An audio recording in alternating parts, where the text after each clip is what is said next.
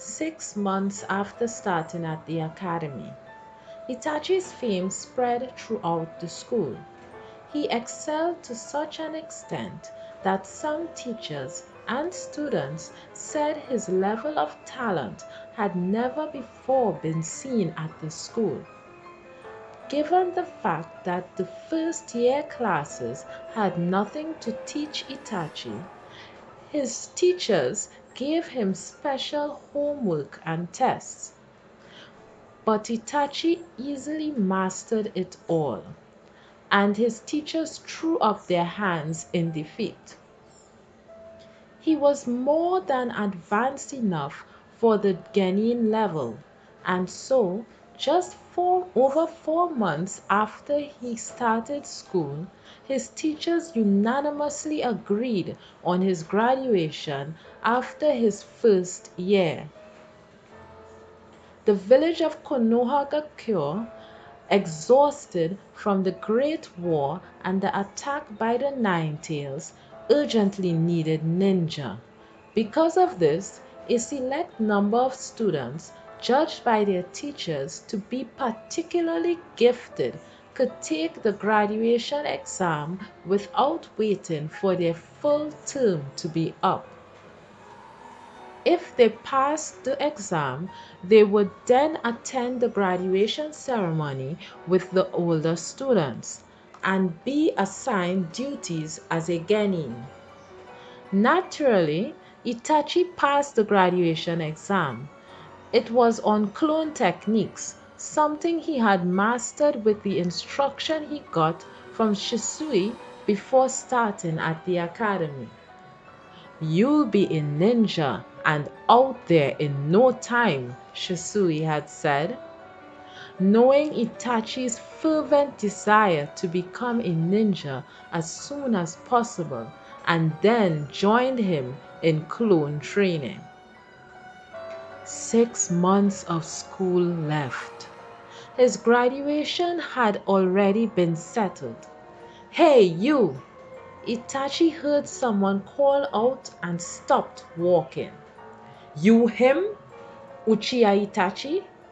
3 older students, probably from the school's senior class, stood in the hallway behind him. Itachi had spent his whole life training as a ninja. He didn't have an ounce of energy to pour into anything else. He just barely remembered the names and faces of the students in his own class. He didn't know anything about students in other classes or grades. So he was assuming, based on their height, that these students were in the most senior grade. The average age of graduation from the academy was 12. The physique of 7-year-old Itachi was completely different. He was so short, he had to look up at the student standing before him. "You know who we are?" "No." At Itachi's blunt response, the student standing in the middle, the one who had done all the talking, furrowed his brow. "Cheeky brat, just like everyone says, huh?" He was a scary older boy with a small nose and narrow eyes. "I'm Izumo Tenma. Fleetfoot Tenma, they call me. Ain't nobody at school who don't know me." "I don't know you," made it as far as Itachi's throat, but he swallowed the words and looked up at this Tenma. "You wanna go?" said the student with droopy eyes, standing on Tenma's right. He was nervous, maybe concerned about what Tenma would think. "Slow it down, Katsura," Tenma instructed, and Katsura threw him an ingratiating smile. "You know why we stopped you?" the boy on Tenma's left asked, his right eyebrow shooting up. He was the tallest of the 3. "No idea." "What's with this kid?" "Hold up, Hagiri." Tenma held the tallest boy back. We're going to make sure we teach this kid about school manners. Just don't rush it.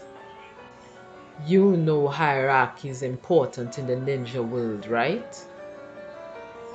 With the four-person cell as the basis for ninja duties, the orders of the superior jonin and chunin ninja are absolute. Thus, decorum and seniority are the foundation for ninja, just like an honor student to have a neat answer. But a malicious look came over Tenma's face. I can't stand that attitude of yours. He came close enough that Itachi could almost feel his breath and glared at the younger boy. You sure are an eyesore for an Uchiha. You're really going there? Hagiri muttered, as if amazed at Tenma, but his voice clearly contained a sneer.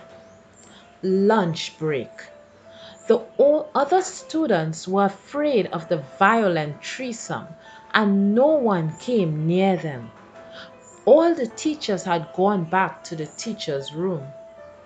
Boosted by a sense of superiority, knowing that no one was going to get in his way, Tenma's mouth stretched into a mean grin. The cheeky brat before him was a younger student after all, and Tenma had almost certainly decided before this encounter began that Itachi would cry and apologize if they just threatened him a bit. No doubt he had made countless classmates and younger students obey him like this. He wasn't the least bit ashamed of threatening a student 5 years his junior.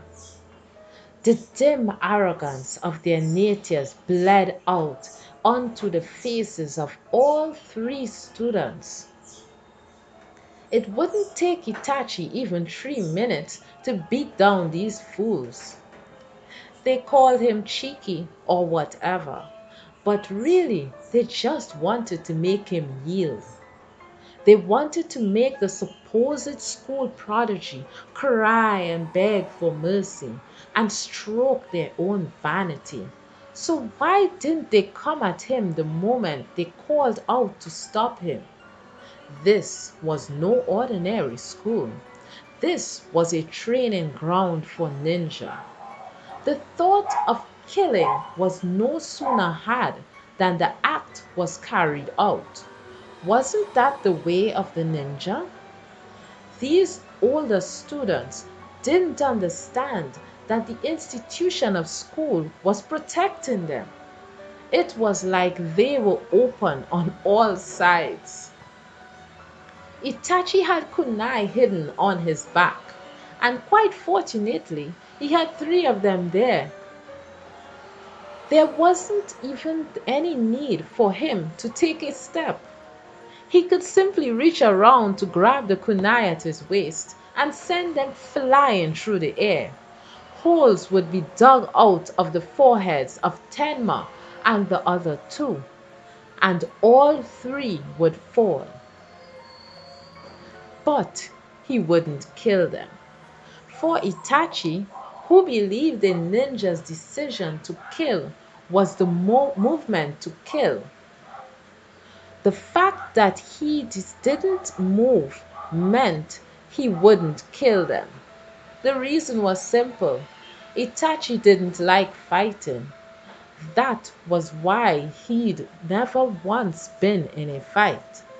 In a fight, you couldn't actually kill the other person. You needed to show restraint, and he was uncertain as to whether he could actually show the crucial restraint. He worried that he might actually end up killing his opponent. So, he wouldn't kill them.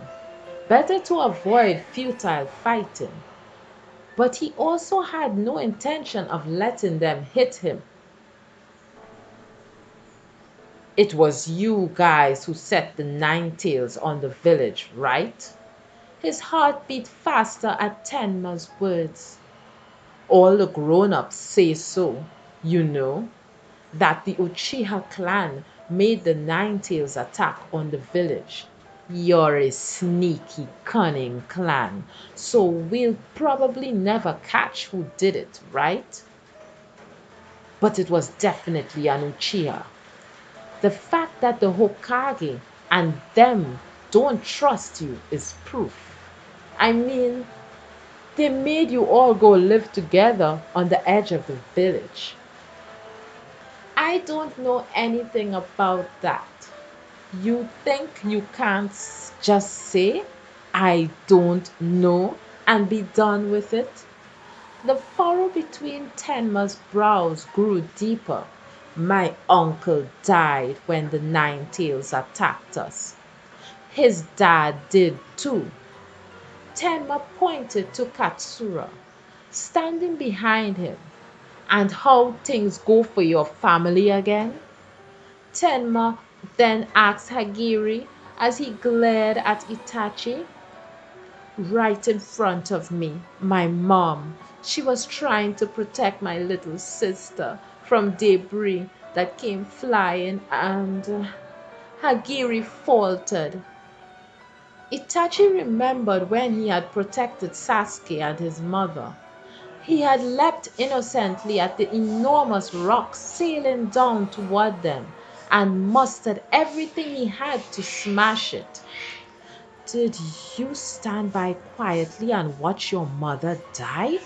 Couldn't you do what I did? He wanted to ask Hagiri. You have to get stronger so that you can protect things, so that you can push away sadness. The Uchiha clan are our enemy. I mean, you're our enemy. You killed our relatives. How could we not hate you? Tenma demanded. First, false charges, then a broad interpretation. It was precisely these kinds of human feelings that the origin of war lay. A person wants to bury somehow the sense of loss after losing someone they love. This feeling, a feeling they don't know how to vent, snatches away their power of judgment and runs wild. And then they hurt someone. Each and every word out of the older boy's mouth made Itachi feel more and more weighed down. Apologize. Tenma leaned back. Then he pointed to the now empty space between himself and Itachi and shouted, Get down on your hands and knees and apologize. Say, I'm sorry on behalf of the entire Uchiha clan. I will not, Itachi said dispassionately, stifling all emotion. The looks on the faces of the older students changed at once. Flushed with fierce emotion up to that point, they now suddenly paled. The superficial impulse to threaten the cheeky first-year boy and maybe vent some of the helplessness they felt at the loss of their families and the Nine Tails incident changed in that moment to resentment toward Itachi himself. You... All three reached hands around behind themselves. They grabbed hold of kunai hilts. Itachi stared at the older students, his own arms hanging loosely at his sides. If it came to that, he intended to get through this with a substitution technique that made use of cloning. His substitution technique was unconventional. Normally, the ninja switched out their own body for a log with a tag attached immediately before an attack in order to confuse their opponent. But rather than a log, Itachi's version used countless crows. He had come up with the idea when he was training with Shisui and saw a flock of crows flying in the dense woods. If you use the usual log, the confusion effect on your opponent was mager. But the instant you switched out for crows, they flew off in all directions. So your opponent was surprised and bewildered, generating an opening that wasn't even on the same level as with the log. This was the first time he had tested it in an actual fight. Will it work? He planned to do it when one of the three thrust a kunai into Itachi's body. All four were taking shallow breaths. Both Itachi and Tenma and his gang were watching every move the other made. A tense silence rolled down the hallway. Stop it! The high-pitched shout of a girl shattered the quiet. Izumi appeared in front of Itachi. With both hands raised up high, she faced the older students. I'm an Uchiha too, but I have no intention of apologizing to you. I mean, it wasn't the Uchiha clan who summoned the Nine-Tails. Tenma and his gang were taken aback at the sudden development. The Uchiha clan lives in the village too. People we care about died in the whole thing. That's why, even from behind, Itachi could tell she was moved to tears. Whoever did it isn't an Uchiha. Out of the way, Tenma said with a grim look. I'm not moving, Izumi shouted firmly. Then you're also gonna. As he glared at Izumi, the look on Tenma's face changed suddenly. Hey, look at that! Katsura put a hand on Tenma's shoulder and pointed at Izumi's face with his free hand. It's the Sharingan, Agiri muttered, his fear showing. Let's get out of here, Tenma said, and the three turned and ran. You all right? Izumi turned to face him, round eyes burning a bright red. In the center of them, small circles floated up, with patterns like comma-shaped Magatama jewels on them. The most powerful visual technique passed down through the Uchiha clan, the Sharingan. Sorry for butting in, Izumi said, smiling, and the strength ran out of her body. Itachi ran over and caught her by the shoulders. Izumi passed out. It wasn't until after school that Izumi regained consciousness in the bed in the nurse's room. No sooner had she woken up than she was smiling, somewhat embarrassed at Itachi, who had been by her side since classes ended for the day. You didn't need me to butt in. I'm sorry. Izumi apologized, red all the way to the tips of her ears. I didn't need you to. Well, I mean, you're Itachi. Someone like me is just in the way, right? You actually saved me. Maybe it was like she said, but thanks to her eyes, the three other students had fled without doing anything. When I get mad, I get those eyes without even knowing it. How did you activate it? Itachi still hadn't activated the Sharingan. Apparently, the trigger was in the heart somehow, but even Shisui wouldn't teach him about it. Given that he had gone beyond the average ninja to master basically every skill, the fact that he hadn't awakened the Sharingan was a hard truth to bear. Izumi did it. He wanted to know how. My dad died in the Nine-Tails attack. This was the first he'd heard of that.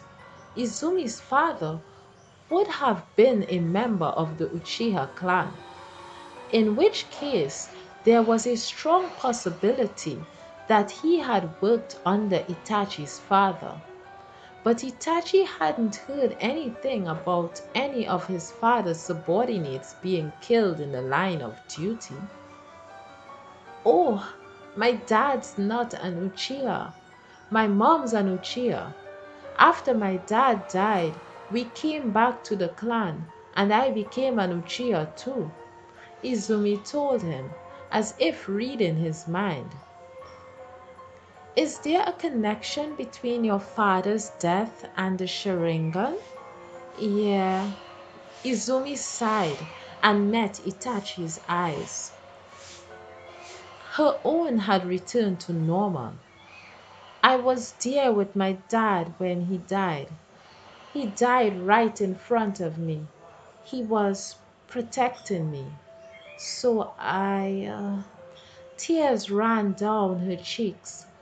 It was like if I had just more power, my dad wouldn't have had to die. During the funeral and the whole time after that, I blamed myself. If only I had more power, I said. Looking as though she couldn't stand it, Izumi lowered her voice. And then suddenly, something started throbbing inside my eyes. My chakra gradually collected there, and I fainted. When I woke up, my mom told me it was the Sharingan. Huh? I'm sorry to make you remember something so painful. No, it's all right. Don't worry about it. She smiled. He reached out his right hand. Confused, Izumi tilted her head to one side. He waited wordlessly until she pulled a slender hand out from under the blanket and slowly lifted it up. He grabbed onto her pale palm. Thanks. Izumi smiled slightly. Danzo tossed the white file onto the desk and looked at the subordinate standing before him, wearing a white tiger mask. Red shading stretched out to the sides from around the eye holes, slanted upwards as if expressing anger. Uchiha Itachi. The photo attached to the file showed the face of a still young boy. The eyes that stared back at Danzo, however, contained a strength that belied their owner's age. All involved assert that the Academy has never before witnessed such genius. He completed the graduation exam 4 months after he commenced his studies, and he is scheduled to graduate in the springtime of the next year. His gaze still on the file, Danzo listened to the excessive formality of his subordinate, and his smile creased his lips. I can just see the different departments fighting to get him. Yes. Danzo lifted his weary hips from the chair. As a shadow behind the third Hokage, he had carried the burden of the village's darkness. But recently, he had felt bitterly the weight of his own body. He wasn't so old that he knew death was upon him, but he was of an age to start thinking about his own life and the length of it. 10 years from now, 20 years from now, he would certainly die, and there was something he had to do before that happened. Cutting out the root of the evil that had been growing since the birth of the village of Konohagakyo was Danzo's life's work. A prodigy not yet colored by anything. Danzo turned his gaze to the darkness visible beyond the window. The black void had fallen deathly silent, as if devouring the fleeting peace. For men who still lived in times of war, the night, with its swirling air of murder, was something yearned for.